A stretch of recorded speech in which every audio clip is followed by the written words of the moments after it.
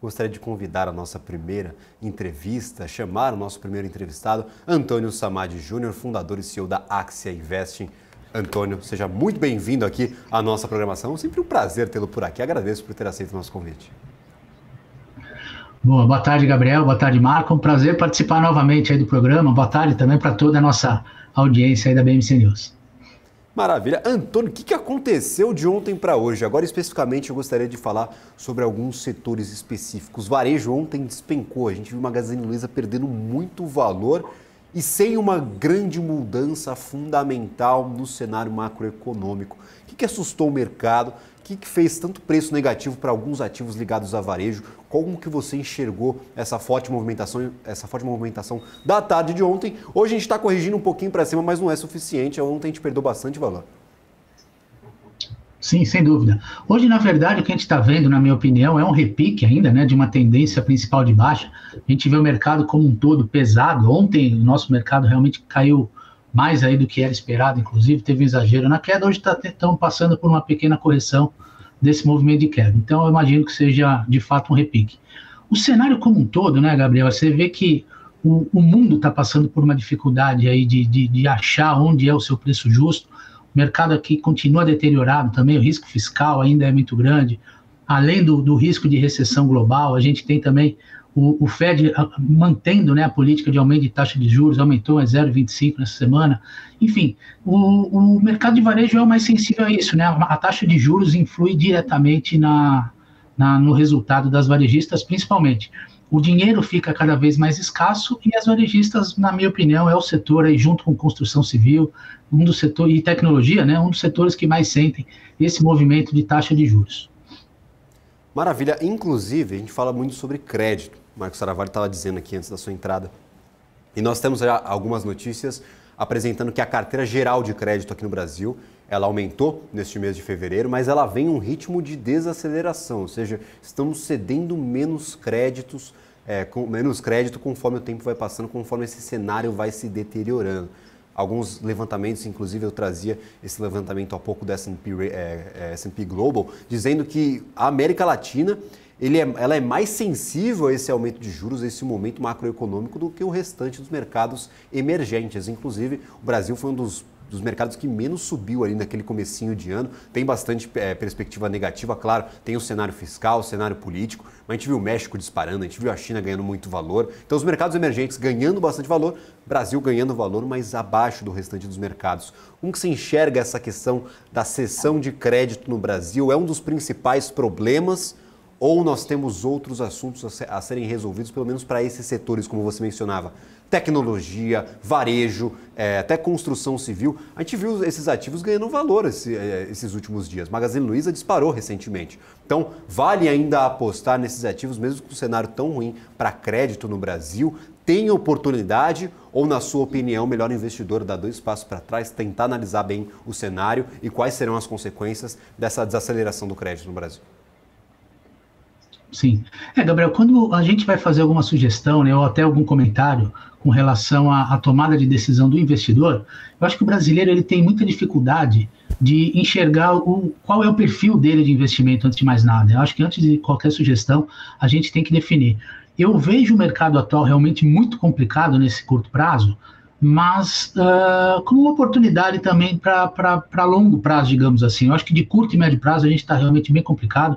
A gente não surfou essa onda de começo de ano de outros mercados emergentes, porque, além de tudo, a gente ainda tem problemas internos, né? Você vê o nosso presidente atual batendo de frente, querendo baixar a taxa de juros na marra, e a gente sabe que não é assim que funciona, né? Quanto mais tentar baixar a taxa de juros na marra, mais a inflação tende a aumentar, mais os juros tende a permanecer no mesmo lugar, enfim. Então, a gente tem problemas domésticos aqui que precisam ser resolvidos para a gente poder pensar realmente numa alocação e num resultado de curto prazo. Agora, quando a gente fala em sugestão, né, o seu questionamento, como é que o investidor deve se posicionar, eu acho que é o seguinte: o brasileiro ele não tem, de fato, uma visão de longo prazo. A maioria das pessoas vê o mercado de renda variável como uma oportunidade de curto prazo, né? Para aquele investidor realmente que pensa em 10 anos, o curtíssimo prazo, né, o dia seguinte, a semana seguinte, o mês seguinte não faz a menor diferença. Eu acho que a gente tem vários indicadores na nossa bolsa hoje que poderiam calcular um preço justo do nosso Ibovespa por volta de uns 120 mil pontos. Só que nada impede, por exemplo, da gente vir a 90 mil pontos, 85 mil pontos antes de atingir o preço justo. E isso é uma questão comportamental, né? Eu acho que o investidor, antes de mais nada, ele tem que pensar de fato o que ele quer. E quando a gente fala em longo prazo, a gente está falando em prazo realmente de 5, 10 anos, né? O brasileiro não tem uma visão muito de longo prazo. E por isso acaba se surpreendendo. Ele começa a investir pensando no longo prazo, mas no primeiro balanço daqui 6 meses ele se assusta e realiza o prejuízo. Então, eu acho que isso é importante quando a gente vai falar com o investidor direto, né? Ele precisa se entender primeiro qual é o perfil dele, qual o prazo que ele tem realmente de espera para poder, de fato, saber qual é a melhor alocação para si. Por outro lado, no curtíssimo prazo, né, para aquele trader ou até o cara de curtíssimo prazo que gosta de fazer um day trade, hoje, por exemplo, a gente teve uma variação aí no índice futuro nosso de 2.500 pontos, de topo a fundo. É um cenário também muito bom para quem sabe operar no curtíssimo prazo, principalmente no day trade. Então, eu acho que o cenário realmente pede uma cautela para aquele investidor de curto e médio prazo. O investidor de longo prazo, eu acho que tem um cenário de oportunidade pela frente, e o de curtíssimo prazo que opera no day trade também, essa volatilidade é o melhor dos mundos para ele, tá, Gabriel? Maravilha. Marcos Saravalli, por favor, fique à vontade. Antônio, acho que é uma pergunta super simples e super complexa ao mesmo tempo, que a gente está terminando a semana. Como tudo no mercado financeiro. No Top News, fechando a nossa semana, né, o resumo da semana. E eu acho que ninguém esperava, né? Pelo menos assim, todo mundo fala, depois que acontece, né, Gabriel, parece fácil, todo mundo já sabia que ia voltar o Ibovespa para baixo de 100 mil pontos, né? Então, porque todo mundo não se posicionou para isso, né? E acho que a pergunta é, o que aconteceu nessa semana que bateram tanto, ou nesse mês, nos últimos 40 dias, que bateram tanto no nosso Ibovespa? Porque Fed, né? Acho que o Gabriel fala todos os dias, vai subir os juros, vai subir os juros. Aí que vem o alto dos juros, fala, pô, mas eu não sabia? Não. Quem acompanha a BMC News aqui, todo dia a gente fala. O Banco Central no Brasil vai manter. Aí ele mantém, aí cai a Bolsa. Enfim, o que teve de novo, né? Que, pô, essa informação aqui eu não sabia, eu preciso reajustar meus modelos aqui, né? Qual foi a principal informação para a gente fechar essa semana? Fala assim, um resumo da semana em um tema, né, Gabriel? Em uma palavra. Exatamente. Aqui, o que move o mercado, né, Marco, é a sensação dos players, na verdade, né? E essa semana, principalmente eu gosto muito de acompanhar e tenho na minha carteira boa parte da minha posição, está sempre nos grandes bancos, cenário aqui brasileiro. E essa semana especificamente foi uma semana que o setor bancário tomou porrada de tudo quanto é lado, né? A gente já vinha de problema do SV lá dos Estados Unidos, agora a gente teve Credit Suisse com problema, agora a Deutsche Bank com mais uma novidade. Pô, não são banquinhos, né? São bancos se a gente voltar algum tempo atrás, de primeiríssima linha, né? Que vem sofrendo realmente essa semana. O UBS veio para socorrer, tá? O Mubadala, se não me engano, Fundo Árabe, agora me fugiu o nome, já falou que fechou a torneira também, não tem mais injeção de capital no Credit Suisse. Enfim, então foi uma semana realmente de muita porrada nos bancos. E o nosso mercado aqui brasileiro, né, o nosso índice Bovespa também tem uma parcela, uma fatia muito grande dos grandes bancos. Então, por conta disso, eu imagino que foi, igual você falou, né, a pergunta aqui não é simples, mas se fosse escolher um motivo, eu imagino que realmente essa porrada nos bancos, que o nosso setor bancário aqui também acabou sentindo, foi o grande motivo aí dessa semana sangrenta que nós tivemos, tá? O que eu sempre chamo a atenção, eu fazia o giro de mercado aqui um pouco antes, João, e nós tínhamos aqui, João, Antônio, tô com o João na cabeça, que acabei de entrevistar um João, e até a vida de jornalista é complicada. Antônio, nosso setor bancário, se nós abrirmos aqui no nosso monitor de mercado do Profit da Nelogica, we are the world, we are the children, aqui, maravilha, todo mundo no positivo. Gente, isso aqui não quer dizer nada, ontem a gente perdeu muito valor, então, não, os bancos aqui estão resilientes, não vão sofrer essa grande crise, lá nos Estados Unidos está todo mundo caindo, na Europa todas as instituições bancárias caíram, o Brasil está disparando, olha só que cenário lindo, hein? BPAC 3,13%, Banco Pan 3%, Itaúsa 1,89%, é que o cenário foi muito ruim ontem, ou eu estou errando essa leitura, Antônio? Como é que está essa situação? Ou dá para ficar bem animado com o banco no Brasil mesmo, porque está blindado, não vai sofrer nada e o mercado está precificando para cima?